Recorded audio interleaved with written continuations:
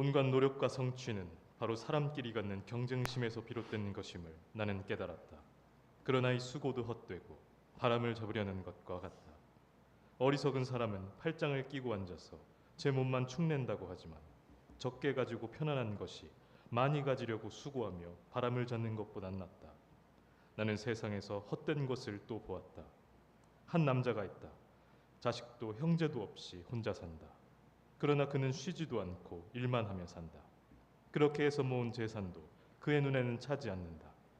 그러면서도 그는 가끔 어찌하여 나는 즐기지도 못하고 사는가? 도대체 내가 누구 때문에 이 수고를 하는가? 하고 말하니 그의 수고도 헛되고 부질없는 일이다. 혼자보다는 둘이 더 낫다. 두 사람이 함께 일할 때에 더 좋은 결과를 얻을 수 있기 때문이다. 그 가운데 하나가 넘어지면 다른 한 사람이 자기의 동물을 일으켜줄 수 있다. 그러나 혼자 가다가 넘어지면 딱하게도 일으켜줄 사람이 없다. 또 둘이 누우면 따뜻하지만 혼자라면 어찌 따뜻하겠는가. 혼자 싸우면 지지만 둘이 힘을 합하면 적에게 맞설 수 있다. 세 겹줄은 쉽게 끊어지지 않는다. 아멘. 하늘에 계신 우리 아버지, 아버지의 이름을 거룩하게 하시며 아버지의 나라가 오게 하시며 아버지의 뜻이 하늘에서와 같이 땅에서도 이루어지게 하소서. 오늘 우리에게 일용할 양식을 주시고 우리가 우리에게 잘못한 사람을 용서하여 준 것 같이 우리 죄를 용서하여 주시고 우리를 시험에 빠지지 않게 하시고 악에서 구하소서. 나라와 권능과 영광이 영원히 아버지의 것입니다. 아멘. 함께 인사하겠습니다. 주님의 은혜를 함께 누립시다.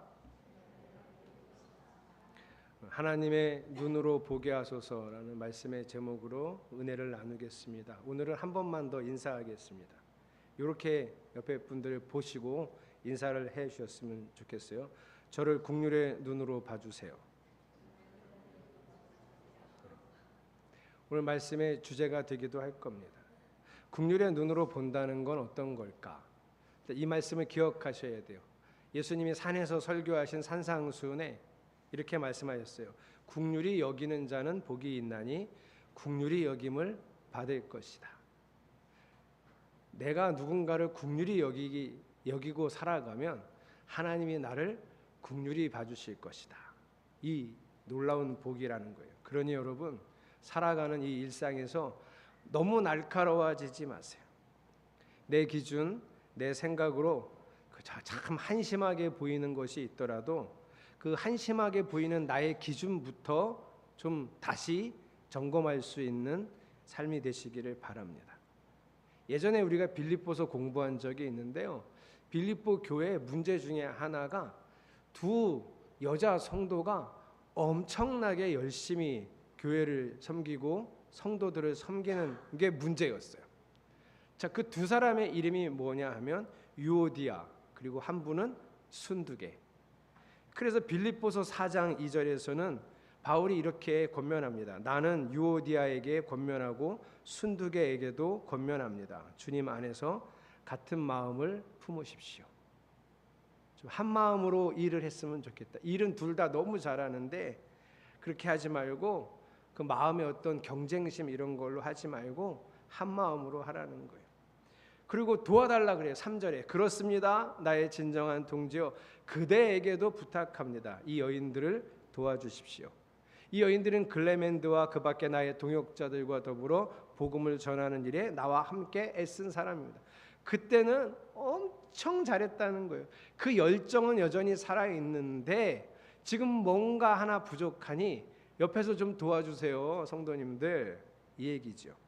복음을 전하는 일에 함께 했었던 유오디아와 순두계, 하나님을 위해 하는 일에는 아끼는 것이 없었던 두 여자분입니다. 그런데 이게 문제예요. 내가 순두계보다는 잘하고 싶었어요. 내가 유오디아보다는 좀 인정받고 싶었어요. 그래서 지금은 4장이었는데 2장에서는 이런 권면도 했습니다. 무슨 일을 하든지 경쟁심이나 허영심으로 하지 말고 겸손한 마음으로, 바로 이 부분이 따라해 보세요. 각각 자기보다 남을 낮게 여기고,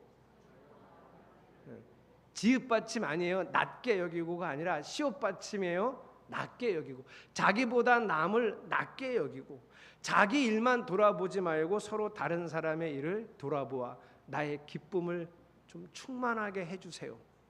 이게 빌립보서 2장에 있던 말이에요. 유오디아와 순두개는 좋은 분들이었어요. 믿음도 좋았어요. 열정도 넘쳤어요. 그런데 내가 더 인정받고 싶어하는 욕구가 막 올라오면서 경쟁심이 된 거죠. 그래서 2장에는 후반부에 이렇게 권면합니다. 이것도 따라해 보세요. 너희 안에 이 마음을 품으라. 곧 그리스도 예수의 마음이니. 예, 이게 유오디아에게 빌립보 교회에게 권면한 말씀이에요. 왜냐하면 그 당시에는 지금 우리는 세상 일은 알아서 하고 주일날 교회 모여서 또 교회 일하고 그러잖아요. 예배도 드리고 일도 하고 그러잖아요. 그런데 그때는 그렇게 많이 구분되지 않았어요. 경제 공동체가 한 교회 공동체이기도 했으니까.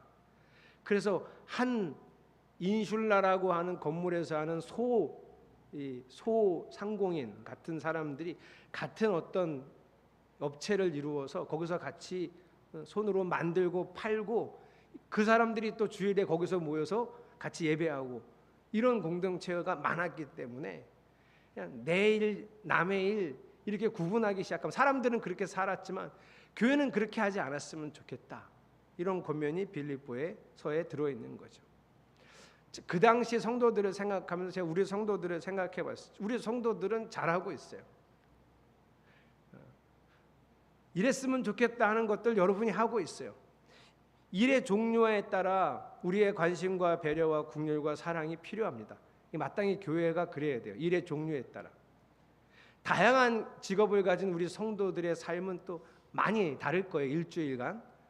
어떤 성도는 몸이 스트레스를 받을 거고 어떤 성도는 막 생각, 정신이 스트레스를 받는 분들도 있을 거예요.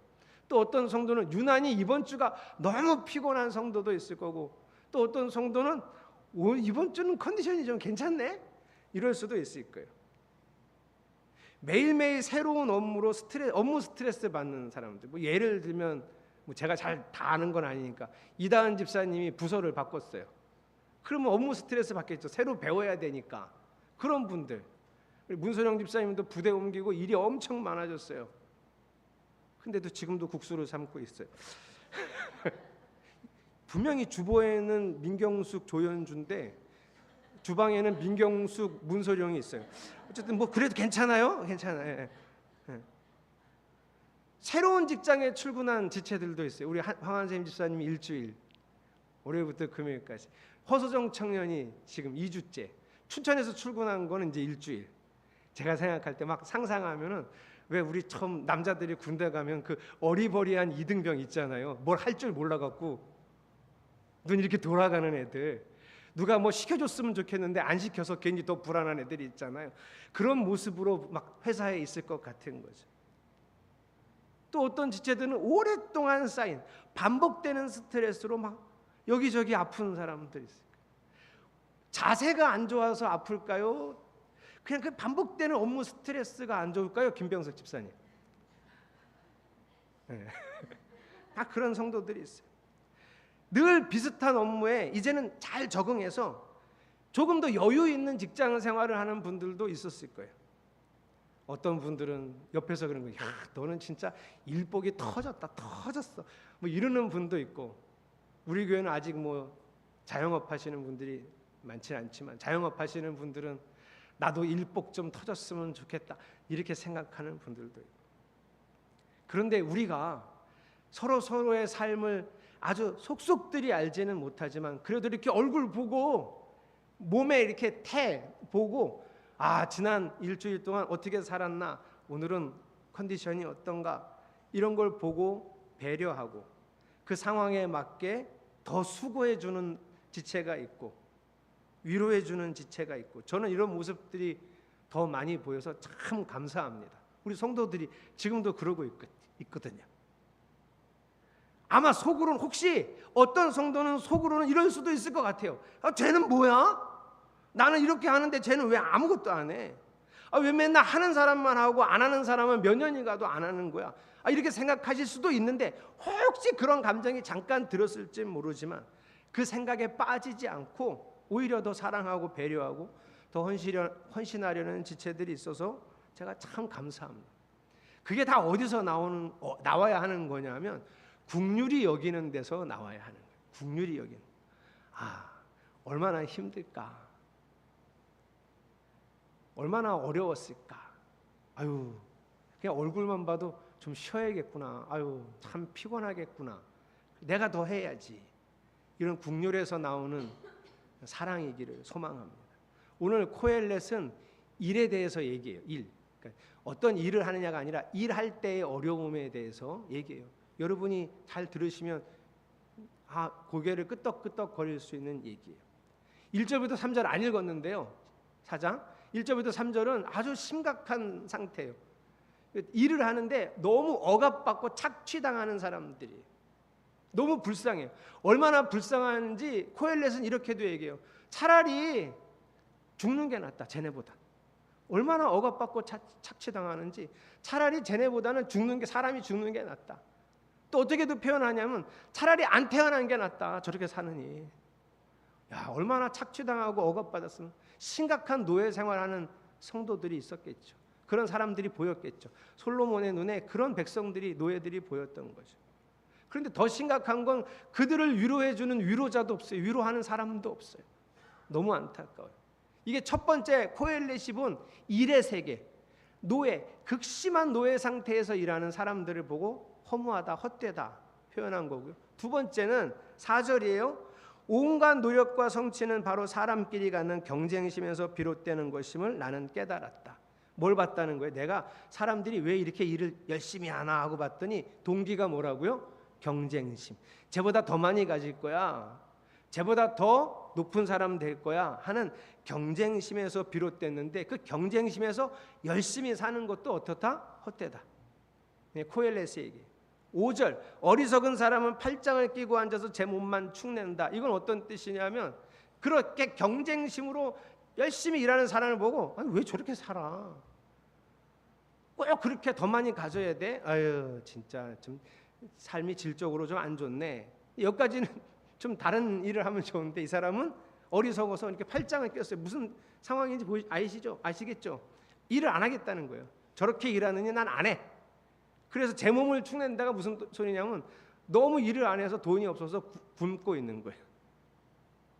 완전히 바보 같죠? 그래서 여러분 오늘 저는 4장 전체에서 진리의 말씀을 전할 게 없어요. 전도서 빨리 끝냈으면 좋겠어요. 4장은 진리의 말씀을 전할 게 없어요. 그런데 어떤 게 있냐면 해 아래 세상에서 살 때 4장은 특히 일을 할 때 그나마 나은 삶을 두 가지 제시해요. 오늘은 그 그나마 나은 삶 두 가지를 알아가시면 돼요. 그래서 이번에 처음 얘기하는 그나마 나은 삶이 6절이에요. 6절을 여러분이 읽어보겠습니다. 그나마 나은 삶 시작.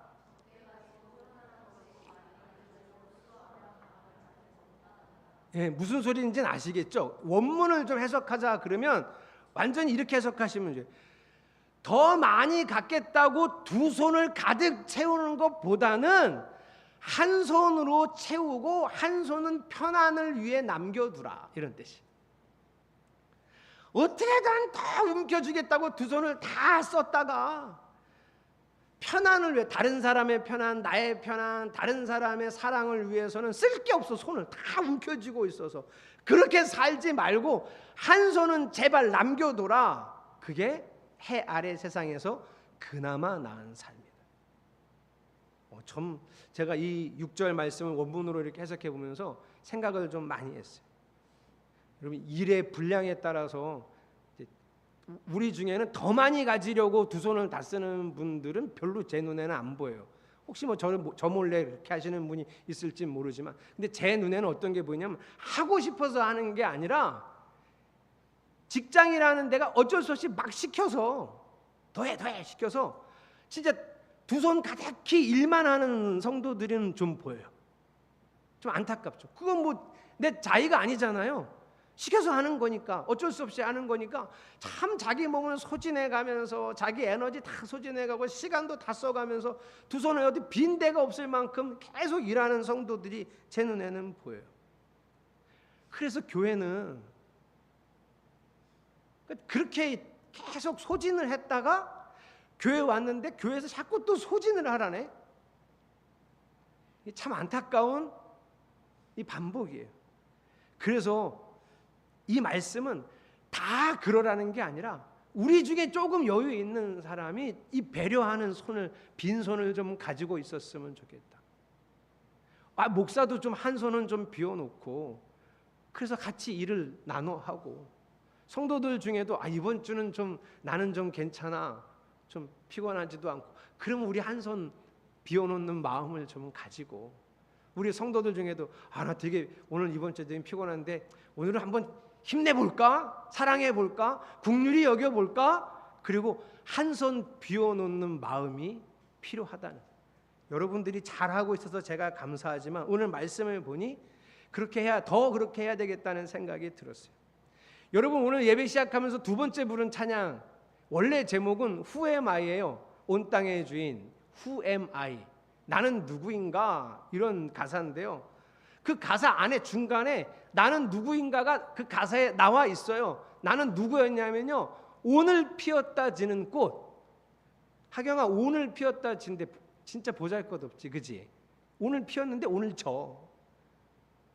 자, 우리가 아무리 저기 사춘기여도 감성을 조금 좀 갖자고. 오늘 피었는데 오늘 져. 아유, 이게 뭐야? 또 뭐가 있어요? 파도.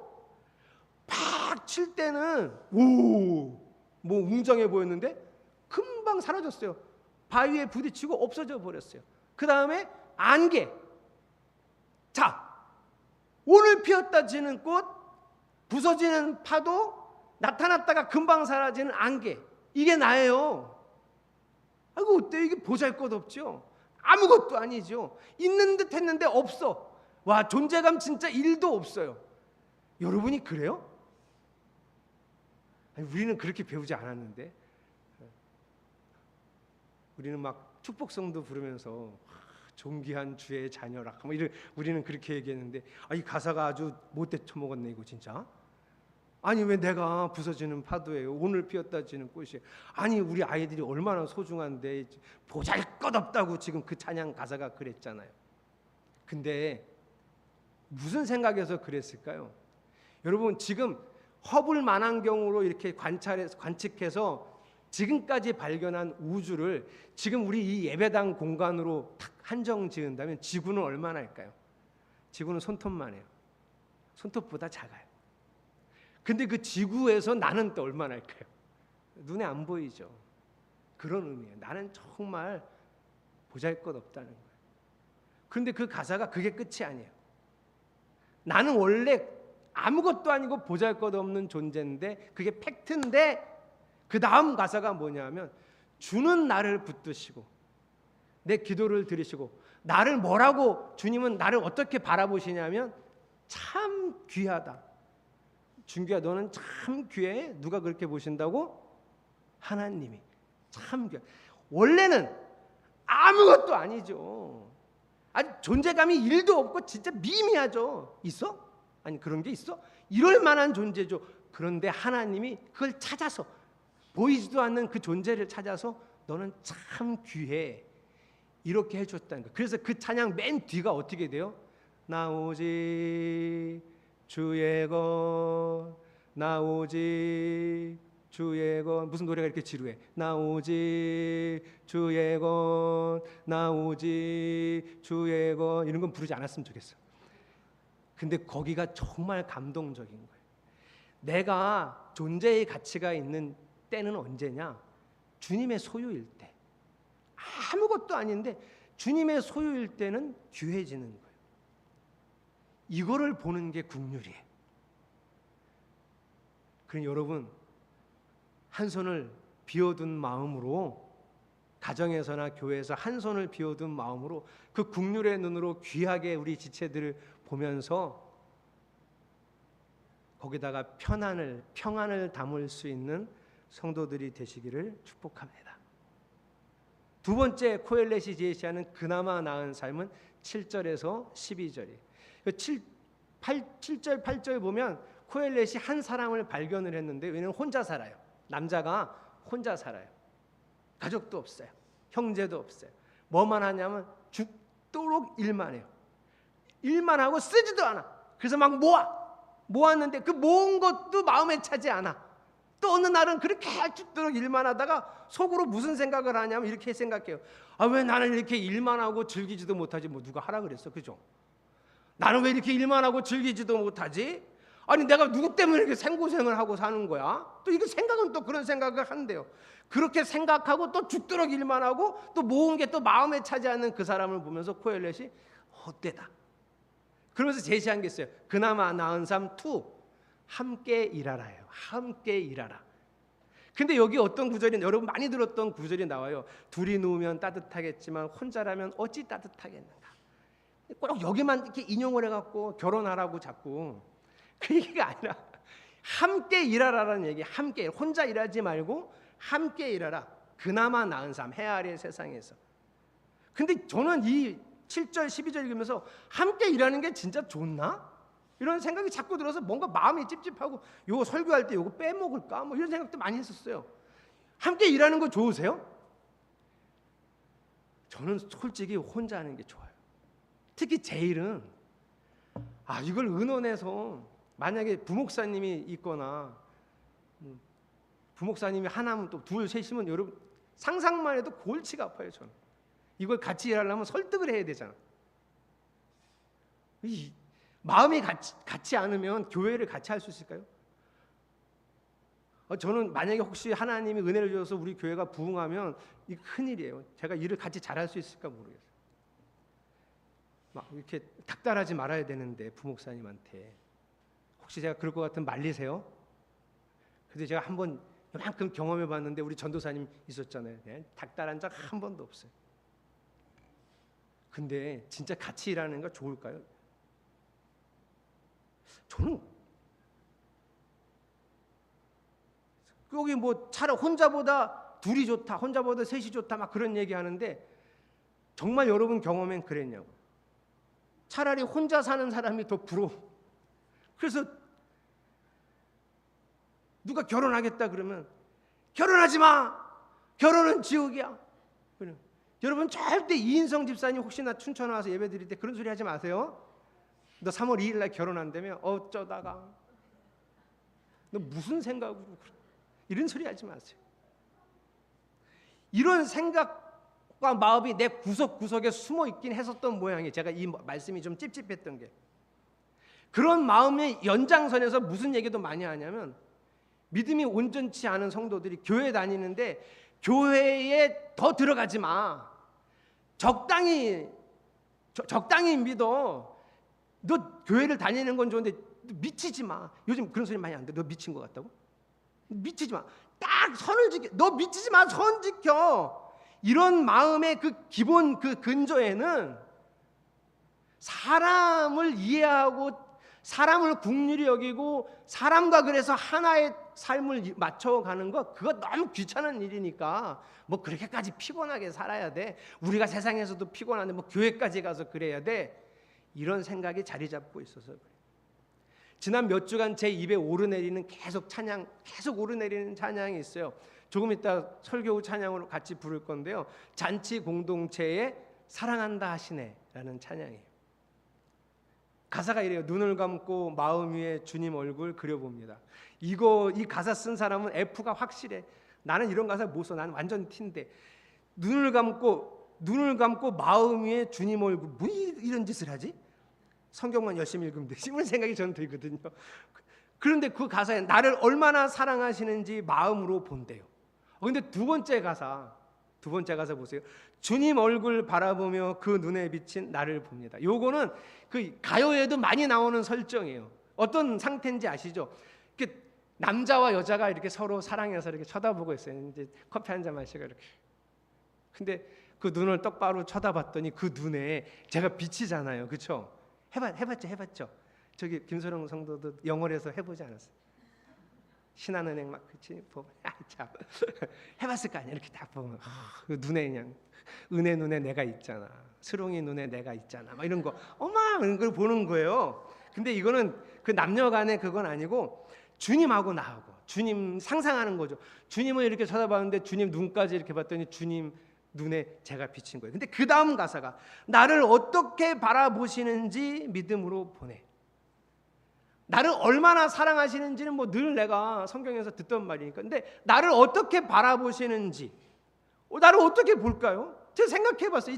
이 찬양을 많이 부르게 된 이유가 이 가사 때문인데, 제가 몇 주 전에 생각해봤어요. 우리 주님이 나를 어떻게 보실까? 내가 진짜 주님을 볼 수 있고 그 눈동자를 볼 수 있으면 주님이 나를 어떻게 볼까? 주님 눈에 비친 나를 좀 생각해봤어요, 제가. 근데 저는 주님이 저를 보시면 형편없을 것 같아요. 여러분은 저를 다 못 보잖아요. 주님이 제 일상 전체 아침부터 저녁까지를 다 보시면 형편없을 것 같아요. 그리고 가장 좀 안 보셨으면 하는 건 제 생각이요. 주님이 제 기도만 들으시는 분은 아니에요. 제가 평상시 하는 말도 듣고, 더 무서운 건 주님이 제 생각을 다 아시잖아요. 이 형편없어요. 저걸 내가 목사라고 저걸 세워놨더니 생각하는 것 좀 봐라. 저 머릿속에 든 것 좀 봐라. 저것도 마음이라고 가지고 있냐. 이런 것들이 제 안에 있거든요. 그런데 주님이 성경을 보면 주님이 저를 사랑하시죠. 주님이 그런 나를 긍휼의 눈으로 보시죠. 불쌍히 여기시는 거예요. 제가 거기서 뭘 배워야 될까요? 그 사랑과 긍휼을 배우는 거죠. 한소영 집사님이 데뷔 오주여 내 삶을 깨트립니다로 데뷔를 했어요. 잘 깨트리시기를 바랍니다. 이거 설교 잘 들으셔야 돼. 잘 깨트리셔야 돼. 근데 어떻게 깨트리죠? 제가 이 찬양 때문에 생각이 너무 많았어요. 주님은 언제 나를 이렇게 보시고 우리 용욱이는 나를 진짜 사랑하는구나 라고 언제 그렇게 느끼실까, 이 생각을 해봤어요. 내가 막 교회를 부흥시키려고 막 죽도록 일하면 우리 용욱이 날 사랑하는구나 이러실까. 내가 막 최선을 성경을 보고 기도 열심히 하고 또 성경 보고 이럴 때 우리 용욱이는 어쩜 이렇게 나를 사랑하지 그러실까. 근데 제가 생각을 하다가 이때라고 생각을 든 게 이거예요. 주님은 제가 우리 황한샘 집사님을 생각하면서 기도하고 마음이 가서 전화도 하고 어떤지 살피고, 내가 주님에게서 배우는 사랑과 긍휼로 내가 사람을 사랑할 때 주님이 우리 용욱이는 진짜 나를 사랑하는구나 이렇게 보시겠다는 확신이 들었어요. 그 눈으로 둘이 일하면 진짜 좋은 거죠. 그 눈으로 셋이 일하면 놀라운 일이 일어나죠. 그런 눈으로 교회가 되면 기적이 끊어지지 않을 겁니다. 그러니 여러분, 우리 긍휼의 마음을 품고 이 예수 그리스도의 눈을 가지고 함께하는 교회가 되기를 소망합니다. 여러분, 하나님은 한 몸이 되라는 건 딱 두 군데서 얘기하셨어요. 남자와 여자가 한 몸이 돼, 부부죠. 또 뭐가 한 몸이죠? 교회가 한 몸이에요. 예수님이 머리, 교회는 예수님의 몸, 그리고 우리는 그 몸의 각각의 지체. 그러니까 나하고 허정아 집사님하고 한 몸이, 착각하지 말. 저기는 한 몸이고 우리는 한 몸이고. 그 구분은 되죠? 설명이 필요해. 우리는 한 몸이잖아. 이 마음이요. 근데 한 몸이 어떻게 되냐고요. 여러분 부부가 한 몸이 어떻게 되셨어요? 너무 사랑하니까 한 몸이 되셨어요? 그것만 갖고는 안 돼요. 긍휼과 사랑이 얼마나 힘들까. 우리 문수령 집사님이 왜 저기 있겠어요 지금? 왜 지금 저기 있겠냐고, 일부 예배까지 와서. 내가 사랑하는 현주를 봤더니 현주가 얼마나 피곤할까, 현주가 얼마나 힘들까. 그래서 지금 저기 가 있는 거예요. 그래서 한 몸이 되는 거잖아요. 또 그걸 보고 어쩜 저런 남자가 어떻게 나랑 살까? 표정이 그게 뭐지? 아니 저런 남자가 어떻게 나랑 살게 됐을까? 너무 감사하고 그래서 나도 헌신하고 나도 섬기고 이래서 한 몸이 되잖아요. 교회도 그래야죠. 우리가 이 마음에 이 국률의 마음으로 한 몸을 이루어가는, 그래서 하나보다 둘이 낫고 둘보다 셋이 나은, 정말 모이면 모일수록 많아지면 많아질수록 더 큰 기적과 은혜와 감사를 누릴 수 있는 교회 되어지기를 주님의 이름으로 축복합니다. 제가 몇 주간 계속 불렀던 이 찬양 여러분과 같이 하면서 여러분도 한번 생각해 보세요. 주님은 나를 어떻게 보시는지. 그리고 주님이 말씀하세요. 사랑한다고, 내가 너를 안다고, 영원히 함께 한다고. 이 고백을 여러분도 들으시기를 축복합니다.